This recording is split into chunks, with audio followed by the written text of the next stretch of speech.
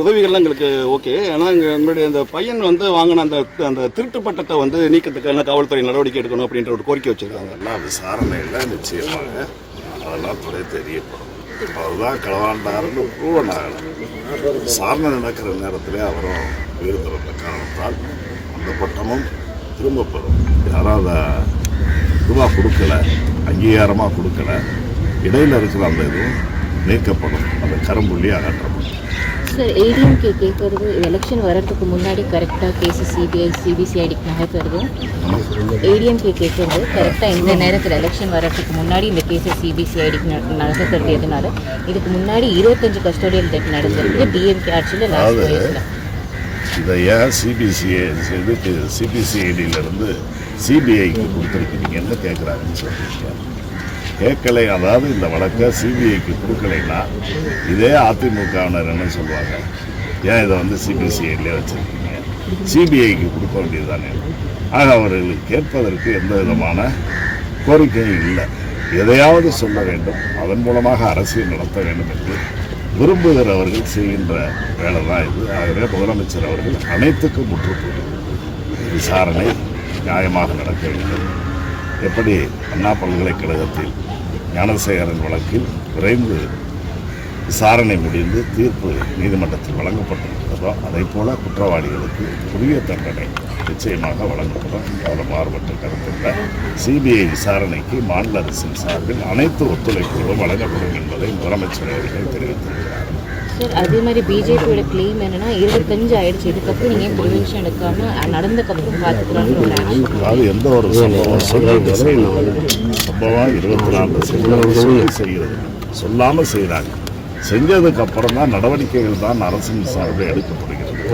இருந்தாலும் கூட இதை ஒரு விழிப்பாக எடுத்துக்கொண்டு எதிர்காலத்தில் போன்ற தவறுகள் நடக்காத அளவுக்கு மாண்புமிகு முதலமைச்சர் அவர்களே நேரடியாக தலைமை செயலாளர் அதே போல் டிஜிபி இவங்கெல்லாம் வைத்து ஆய்வு கூட்டம் நடத்தியிருக்கிறார். அந்த கூட்டத்தின் அடிப்படையில் கடுமையான எச்சரிக்கைகளையும் முதலமைச்சர் அவர்கள் தந்திருக்கிறார். இது தொடராது. தமிழகத்தில் மொத்தமாக பேசுறீங்க சார். இந்த பகுதியிலே இது 3வது சம்பவம் அப்படின்ற மாதிரி சொல்றாங்க. இந்த பகுதியில் இருக்கிற இந்த ஃபேமிலிக்கோ இந்த மாதிரி அச்சாம் இல்லாமல் மறுக்கல. இது நடந்தது காவல்துறையினுடைய விசாரணை நடந்துச்சு. இன்னொரு சம்பவம் நான் இங்கே வந்துட்டு வர்றதுக்கு முன்னாலே ஒரு சம்பவத்தில் சிங்கமனூரில் பள்ளியில் ஒரு சிறுவன் 2ஆம் வகுப்பு படிக்கக்கூடிய சிறுவன். அது எப்படின்னா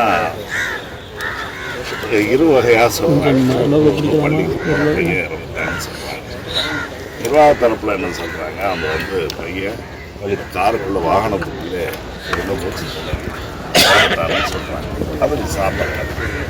அதனால் ஒரு பள்ளி வளாகத்தில் நடக்கிற சம்பவம் நடந்த பிறகுதான் அரசின் கவனத்துக்கு காவல்துறை அதை பற்றி விசாரிக்கிறார். அடுத்து இன்னொன்று காளையார் கோயில் அருகில் பள்ளியில் படித்து கொண்டுள்ள 9வது மாணவி நேற்று விடியற் காலையில் 4:30 மணிக்கு அந்த வார்டன் போய் மோட்டர் போடுறதுக்காக பண்ணியிருக்காங்க. அப்பொழுது அந்த மாணவி தன்னுடைய துப்பட்டாவை எடுத்து தூக்கு மாட்டிட்டு சென்று பார்த்துட்டு அவர் தகவல் சொல்லி அதை நேற்று மட்டும் நீங்கள் பார்த்தீங்கன்னா சிங்கமனூரில் சாலை மறியலில் 2 இடங்களில் ஈடுபட்டிருந்த அந்த குடும்பத்தார் பெற்றோர்கள் எல்லாம் சென்று ஆறுதல் சொல்லி அவர்களையும் அந்த போராட்டத்தை கைவிடுமாறு சொல்லி பிறகு கூராய்வுக்கு பிறகு சிவகங்கை மருத்துவமனையில் அந்த பெற்றோர்களிடத்தில் அதை ஒப்படைச்சார். அதை முடிச்சுட்டு அந்த காளையார் கோயில் பள்ளி விடுதல் மாணவி அவர்களிடம் அந்த பெற்றோரிடத்தில் பேசி இதெல்லாம் அந்த உடற்கூறாய்வு முடிந்த பிறகு அவர்களையும் கொடுத்து அடக்கம் செய்வதற்கு எல்லா ஏற்பாடுகளையும் செய்தார். இதெல்லாம் வந்து அங்கங்கே நடக்கக்கூடிய சம்பவங்கள் எதுவும் சொல்லி நடக்கிறது இல்லை. சொல்லி இருந்தாக்க இப்படி நடக்க போகுதுன்னா நடக்கிறதுக்கு முன்னாலே தடுத்திருக்கலாம். நடந்ததுக்கப்புறம் அரசின் கவனத்துக்கு பிறகு வந்து நடவடிக்கைகள் எப்படி இருக்கிறது என்பதைத்தான் பார்க்க வேண்டுமே தவிர கடந்த காலங்களில் இருந்ததை போல மெத்தனமாக கடந்த ஆட்சியை போல இல்லாமல் விரைந்து சம்பவம் நடந்தாலும் நடந்த சம்பவங்களுக்கு விரைந்த நடவடிக்கைகளை நம்முடைய மாண்புமிகு முதலமைச்சர் அவர்கள் எடுத்திருக்கிறார். காவல்துறைக்கு உங்களுடைய அறிவுரை என்னவா இருக்குது? காவல்துறை அத்துமீறல் நடந்திருக்கு அப்படிங்கறத வந்து காவல்துறை அத்துமீறல் நடந்திருக்கிறது என்பது நான் ஒரு அமைச்சர் முதலமைச்சர் அவர்களே அதை வந்து சொல்லியிருக்காங்க, அவங்களை எச்சரிச்சிருக்காங்க, உரிய தண்டனை வழங்கப்படும் என்று சொல்லியிருக்கிறார்கள். அதை விட நான் கூடுதலாக ஒன்று சொல்றேன். 10 சவரன் நகைக்காக இவ்வளவு பெரிய விஷயங்கள் கொடுமை நடந்திருக்கிறதா தான் எல்லாரும் பேசுகிறாங்க. அது காவல்துறைக்கு அந்த அழுத்தம் கொடுத்தது யாருங்கிற அந்த கேள்வி வந்து இருக்கு. அதெல்லாம் விசாரணையில் தான் போகிறோம். நீங்கள் என்கிட்ட கேட்கறதுனாலே அதுக்கான விடைகள்லாம் கிடைத்து விடாது. முழுமையாக விசாரணை நடத்துவாங்க. எல்லா கோணங்களிலும் அந்த விசாரணைகள் நடத்தப்படும். விசாரணை முடிவில் தான் அதெல்லாம் யார் என்ன சொல்லலாம். சார் இன்னொன்று என்னன்னா, அந்த கம்ப்ளைண்ட் கொடுத்தவங்க கோல்டுக்கான கம்ப்ளைண்ட் கொடுத்தவங்க யாருன்னு தெரியல. அவங்க எஃப்ஐஆர் காப்பி கூட இன்னும் ஃபைல் பண்ணல. அப்போ யார் அழுத்தம் கொடுத்து இவ்வளோ நடந்ததுன்றது கேள்வி. அதுதான் அவரும் இல்லை, அந்த என்கொயரி அது ஒரு ஆண் குரல்ல வந்துச்சு. அந்த என்கொயரியை டிஎம்கே எப்படி ஏன்னா அரெஸ்ட் மட்டுமே ஆன்சர் இருக்காது இல்லைங்களா? அதுக்கு என்ன மாதிரி விதங்கள் எடுப்பீங்கன்றது தான் கேட்கும். இது சம்பந்தமா அதாவது புகார் வந்திருக்கு, வாய் மூலமா சொன்னாங்கன்றாங்க, விசாரிக்கிறாங்கன்றாங்க. அது தொடர்ந்தா 2 நாள் இப்படி போயிடுச்சு வந்துச்சு. சம்பவம் தலைக்கு மேலே போன உடனே தான் இப்போ வந்து தலைக்கு பண்ணுறாங்க. உதவிகள் என்பதை பொறுத்தவரை இந்த குடும்பம் வேற இல்லை.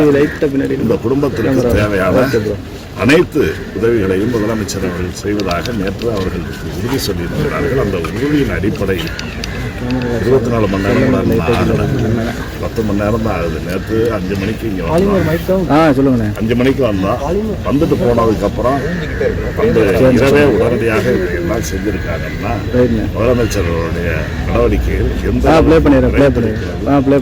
அநீதிக்கு எதிராக அதே நேரத்தில் மனிதநேயத்தோடு சட்டத்தின் ஆட்சி என்பதையும் கடந்து ஒரு மனிதநேயத்தோடு முதலமைச்சர் அவர்கள் நடந்து கொள்கிறார்கள் என்பதற்கு இதைவிட வேறு சார்ந்து